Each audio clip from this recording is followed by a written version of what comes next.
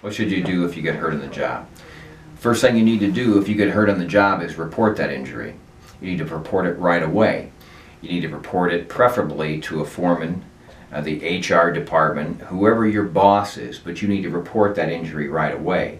If you don't report that injury right away, and sometimes it's not easy to tell somebody about an injury, you're going to be in trouble with your claim, because the longer you wait to report that injury to someone that's in authority, the more they're going to assume that your injury isn't work-related, or you would have reported it right away. They're going to assume that your injury is due to something that you might have done at home or on your spare time. So you need to report that injury right away. You also need to tell coworkers, tell family workers, tell people, because if you don't report that injury, you could be in serious trouble with your claim. Now, what if my employer tells me that we have a rule that says we need to report that injury within 7 days or we're not covering it? That would be called a lie. There are no rules in terms of the time that you have to report an injury other than Iowa law.